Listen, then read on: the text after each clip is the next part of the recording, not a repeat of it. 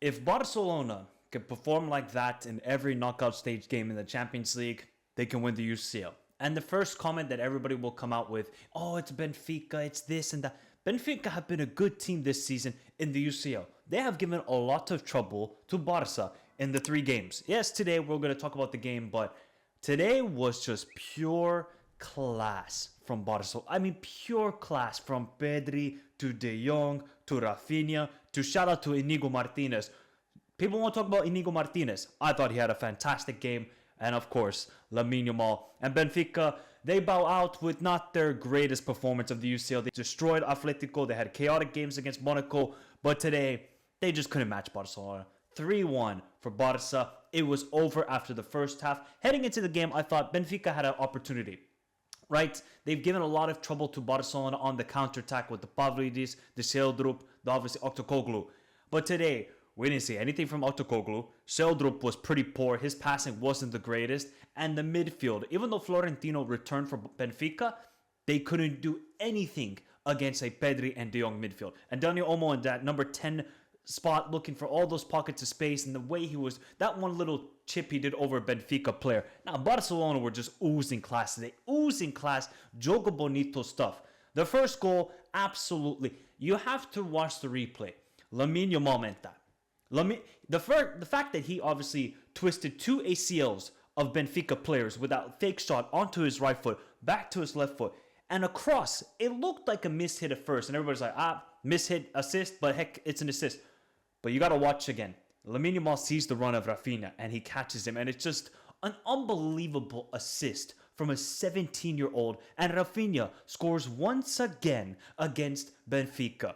But wait, because obviously Benfica got back into the game, corner, and obviously I think it was Otamendi who scored the goal. Otamendi who got an early yellow card in the game. Benfica, their defense, obviously they're missing their 2 fullbacks. Alexander Ba, I think he's a really big miss because the Araujo guy on the right back position, not good. Not good enough for Benfica standards. Antonio Silva and Otamendi had a real trouble, I think, defensively dealing with the runs of Raphinha to Lewandowski to Dani Olmo.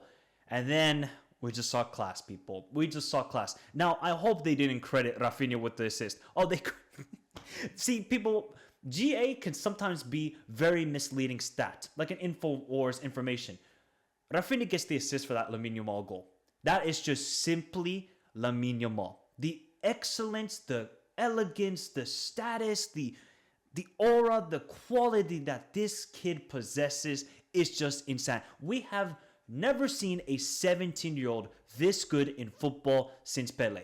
We haven't. We are looking at a historic player here, people. And the shot, he doesn't even put the greatest amount of power behind it. It's just the accuracy. Ruben in goal could do nothing about it. Lamine Yamal is just, like that first half, he was just dancing around, combination play. Second half, I thought he went a little bit quiet. And Barcelona, they definitely slowed down the tempo.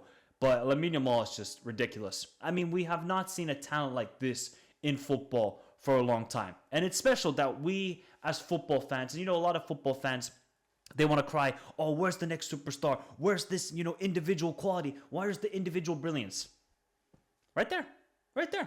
It's right there at the Montjuic from a 17-year-old named Lamine Yamal. The dude is just special, right? He's just I'm just honored, and as we all should be as football fans, should feel honored to watch this kid just develop and develop. He's going to be a monster by 20 years. The fact that in 2034, the World Cup, he's going to be 26 years old is even more ridiculous. It's ridiculous, people. And then obviously they get their 3rd goal. And Barcelona have just shown you time and time again this season, they can play possession style of football and just find that wonderful combination play between a Dani Olmo, Pedri, Raphinha, Lewandowski.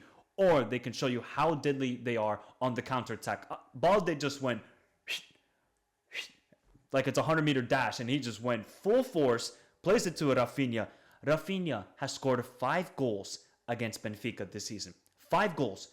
Talk about a former Sporting player tormenting the biggest rivals of Benfica. I bet Benfica fans are sick and tired of seeing Raphinha score against them. Obviously, he only spent 1 season at Sporting, but anytime a former Sporting player is dunking on Benfica, oh, you know Sporting fans are going to be talking. I'm sure they're going to be talking in the comments down below.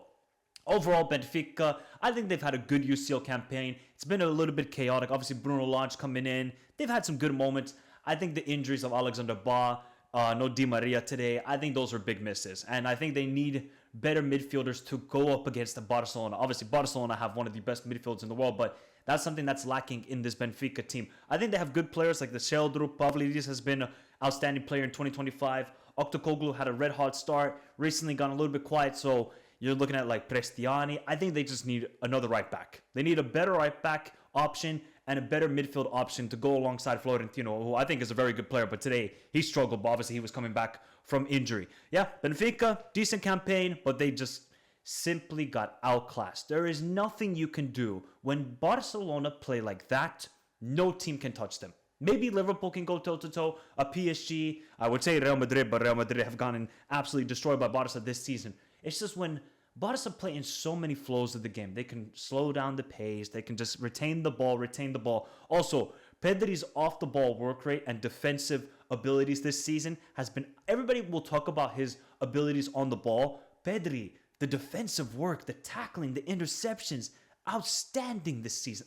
Like, we're looking at another player who's 21, 22 years old. Pedri's going to be a monster in 2 years' time. After all the injuries and playing that ridiculous 1 year where he played 73 games, it is so good to see he has overcome the injuries, to overcome the adversity, and now just being a star player for Barcelona. Also, I think that was De Jong's one of his best games this season for Barca, and he's been really good in the last about 2 months, but they kind of complement each other very well, De Jong and Pedri. Maybe you could say they're not the best defensive midfielders, because Castro, obviously, maybe you could say is a better defensive midfielder, but De Jong's ability on the ball, and we saw that with that one transition play that Barca had, where they played it out from the back from a goal kick. De Jong and Raphinha, unbelievable combination play. They get it out wide, and almost De Jong has a tap in at the back post. That would have been the goal of the season for me in any competition, because yeah, we talk about some goals in the Champions League. That team goal that could have been for Barca just epitomizes how good they were. And I think people need to start realizing this Barca team are for real. And not just for real, just, they could compete. No, they can win La Liga, they can win Copa del Rey, and they can win the Champions League this season. I think Barca fans can finally have a comfortable Champions League performance. When was the last time you could say that about Barcelona? Where you say, wow, 90 minutes? This was easy. Comfortable, let me get my food, let me get my drinks, and I can relax. And now Barca fans can watch the games later tonight with happiness and joy. Maybe Barca fans haven't been able to say that for a long time. Obviously, Xavi's football was a little bit dire. It was 1-0, really just about defensive work rate. Now it's enjoyable. Like, Barca are easily the most entertaining team in football right now. Easily. As a Liverpool fan, I enjoy watching Barcelona. As a neutral, you guys should watch them. And Lamine Yamal is ridiculous. Raphinha, I mean, he's going to go from all the talk about getting Nico Williams to possibly winning the Ballon d'Or. Like, we have to think about this season for Raphinha. One of the best comeback seasons where everybody doubted him, including myself. I thought, okay, Raphinha, you're a decent player, but you're never going to get to the elite level of football. Well, I think he shut up a lot of people, including myself. I'll definitely take an L on that one, because Raphinha, I mean, yeah, he had a couple opportunities today, but it's just goal after goal. What is that now? 11 UCL goals this season? It's stupid. It's stupid from Raphinha this season. So I think Barca, no Kubarsi, no problem. The defense looked solid. They caught Benfica on a couple offside traps. Excellent performance. 10 out of 10 from most of the players. And now they're going to wait who they will play against, whether it's Dortmund or Lille. And most certainly, Barcelona are going to be favorites in that matchup. But let me know your thoughts in the comments down below, people. Are Barcelona the #1 favorite to win the UCL this season? How good is Lamine Yamal? How good is Raphinha? Should he be winning the Ballon d'Or this season? Let me know your thoughts in the comments down below. Hit the like button. Subscribe to the channel if you're new around here for more UCL content. And I'll catch you all in the next video. Adios.